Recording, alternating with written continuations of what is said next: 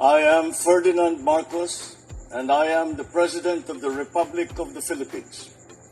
I stand today on behalf of 110 million Filipinos.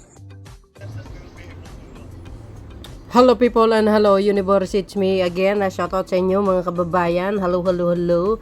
Mayroon tayong updates video mga beswa. Ayan, shoutout sa mga Marcos loyalists and supporters.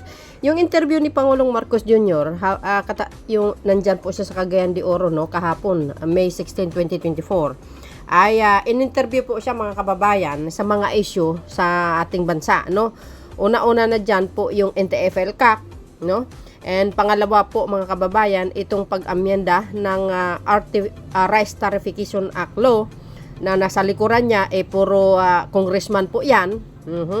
And of course guys, especially itong issue kay Bamban Mayor Alice Go. So dito mga kababayan, lahat po ng issue nakakarating talaga kay Pangulong Marcos Jr. Kailangan niyang malaman yan dahil alam natin ang Pangulo ng Pilipinas ay talagang gagawa ng paraan yan, no? Siyempre, dahil may komento siya, ay pakinggan nyo mga kababayan. And congratulations sa mga taga Cagayan de Oro sa kanilang mga natatanggap na mga tulong galing sa Pangulo, sa Office of the President. At least, makikita nyo mga kababayan kung saan napunta ang budget ng isang pamahalaan. Okay, every year po yan. So, panoorin nyo ito mga bes. Ito ang whole interview niya mga bes ha. See you again on my next upload video. Bye and bye-bye. God bless Philippines.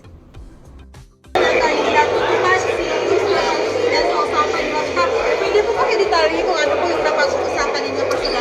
Yun lamang, sinabi ko ibalik yung supply dito sa CDO dahil ang laki na ng porsyento na nawawalan ng tubig. So nag-usap kami, nakapag-agree naman sila. At usually naman sa pag nakakausap ko si Mr. Manny Pangilinan, ay pag sinabi niyang gagawin niya, nagagawa naman niya talaga. So malakas ang load ko na tuloy-tuloy yan. But that is a short-term solution. Kaya sabi ko sa kanya, maghanap na tayo para hindi tayo nagkikrisis, may emergency sa tubig, gawa na natin ang paraan para pamatagalan na, hindi na natin mabalik-balikan pa itong problema. So I'm very confident that we will be able to solve the problem of water. Lalo na medyo dahan-dahang umuulan-ulan na. Okay, Kokoy Medina, Radio Pilipinas. May mga grupo po kayo na nanawagan na i-abolish ang NTF-ELCAC dahil daw sa mga aligasyon na yung may pag-abuso. So, sang-ayon ho ba kayo dito na alisin ang NTF-ELCAC? Eto nga, ako na magtatanong sa inyo. Bakit lagi niyong tinatanong sa akin yan? Wala namang dahilan kung bakit natin tatanggalin yan. Ang sinasabi, dahil meron daw red tagging na ginagawa. Hindi naman gobyerno gumagawa nun eh. Kung sino-sino ibang gumagawa nun. Quite the opposite. Yung mga sinasabing, yung dating lumalaban sa pamahalaan, yung mga dating lumalaban sa pamahalaan, ay hindi nga natin, imbis na nilalabanan natin, tinutulungan na nga natin. At malaking naging epekto dito sa pagbawas ng mga internal security threat dahil dyan sa NTF-ELCAC.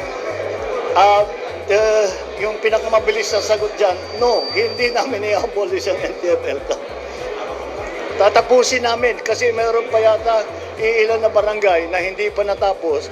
May ilan pa na mga returnees na hindi pa nabigyan ng tulong. Kaya nakakuha ako ng report kanina. Tatapusin namin lahat yan. Bago natin pag-isipan na yung NTF-ELCAC, tanggalin na natin yung NTF pagka hindi na kailangan. Sa ngayon, kailangan pa rin. Kailangan natin. Yan ang pangako natin. Na pagka kayo'y bumaba, at kayo ay tinigil ninyo ang paglalaban ninyo sa gobyerno, tutulungan kayo namin sa hanap buhay ninyo. Aayusin namin ang mga barangay ninyo para maganda ang buhay ninyo. Kaya't kaya naman sila ay nakikita mo, sinasabi namin, ang hirap-hirap ng buhay ninyo sa bundok. Lagi kayong gutom, lagi kayong nagtatago. Dito na kayo, tutulungan pa namin kayo. That's why it's important and that's why successful yan. Okay. Charm Habla, Wonder Radio. Mr. Hi, good afternoon. Tamsi Yes. from Wanda Radyo Cagayan de Oro. Mr. President, why there's a need to enforce stricter visa rules on Chinese nationals upon entering the Philippines? What's behind of this move, Mr. President? To, Do you support this? The move to? Stricter visa rules. Let When there's a me need. explain. Walang stricter rules pa kahit sa kanino. Pare-pareho lang ang rules sa lahat ng ating mga kaibigan nang gagaling. Ang problema lang, dahil maliwanag at lumalabas ang mga report na meron nag-aabuso nito. Kaya babantayan namin ito. So what we will do is to more strictly enforce. Whereas dati, hindi natin masyadong tinitignan, nakita natin maraming nagiging problema dahil dyan nakakakuha sila ng mga peke na dokumento, kung ano-ano ginagawa, may mga illegal, mga scammer, mga human trafficking, maraming problemang dala. Kaya titiyakin natin na kung meron talagang papasok, ay tiyakin natin na talagang tama naman sila at huwag sila nagtatanggap basta nakapasok na sila. Magtatanggap sila na Pilipino sila. Maliwanag na hindi. Alam naman natin na hindi sila Pilipino. Una-una, hindi marunong magtagalog, hindi marunong magbasya, hindi marunong magsalita ng Pilipino. At saka walang maipakita ng mga birth certificate, yung mga pinapakita ay fake. So, titiyakin namin na hindi na matatapos yun. Yun yung in-identify ni Kong Ace, yung student visa. Isa pa yun. Abuso yun. So, titiyakin natin na hindi na mangyayari yun. Walang special na rules para sa kahit na kanino. Pantay-pantay lang lahat.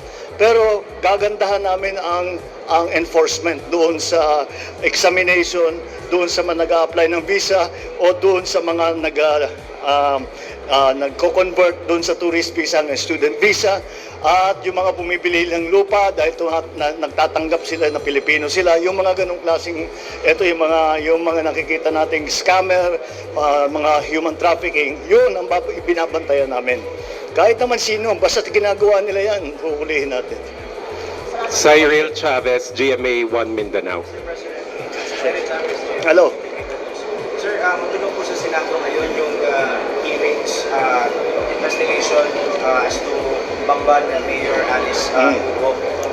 May directives po ba kayo sa DILG, Ombudsman, or Solicitor General to investigate or to tulungan po yung Senado natin with this certain mga issues na kinakarap niya, lalo na po yung alleged na may kinalaman siya sa Pogo operations at saka yung citizenship niya po?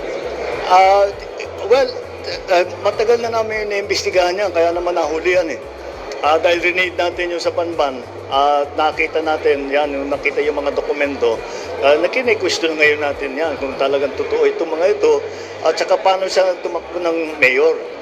Dahil kilala ko lahat ng mga tiga-Tarlac na politiko Walang may kilala sa kanya. Kaya nagtataka kami kung saan nanggaling ito, bakit ganito ito, hindi namin malaman. Kaya kailangan talagang imbestigahan. So kasabay sa Bureau of Immigration, pati siguro may mag-question na ng kanyang citizenship, yun, lahat iimbestigahan natin yun. Kasama ang investigasyon ng mga hearing na ginagawa ng Senado. Sir, may ano bang mga specific future plans na sila para hindi As for, future plans para hindi na mahuli yung hihigpitan lang natin yung enforcement. Nandiyan naman ang batas hindi tayo nakabantay na mabuti. Yun ang naging problema. At siguro pinababayaan din yung mga iba kasi maraming pera yan, magbabayad sila kahit nasusuhulan nila. Kaya yun ang ipabantayan natin na hindi na mangyari uli yan. Basta't mabawasan yung mga incidents ng pagpasok ng kung sino man, hindi not necessarily isang bansa lamang, ng kung sino mang foreign national at nagtatanggap nga na Pilipino, talagang tignan natin ang mabuti. So,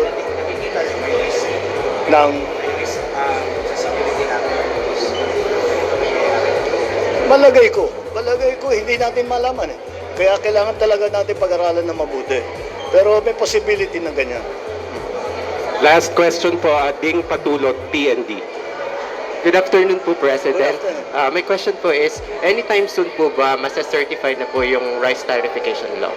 I'm sorry? Masa-certify na po ba yung rice tarification law? As what? As urgent? Yung Yes sinasabi po, mo? as urgent po. Actually, yung certify talaga yan. Ngunit, meron na maging magandang usapan ng House at saka ang Senado, nakahanap na kami ng solusyon para makapag-import ang gobyerno para kaya natin pababain. Pagka mataas ang presyo ng bigas, magbibitaw tayo ng bigas, ang bebenta tayo ng mababa para sumunod ang merkado. So, kahit na well, I don't want to preempt the bicameral committee, but I think we have found a solution already so that kahit papano, maybe the mechanism will be different from that which was proposed. But in the end, ang net effect pareho pa rin, makakapag-import ang national government. I don't know through which agency first. They will have to decide which is best. Siyempre, nakikipag-ugnayan tayo. And I think we may have found a solution. And makikita natin that we will be immediately able to bring down the price of rice. Thank you very much, Mr. President, and to the members of the media. Magandang hapon po.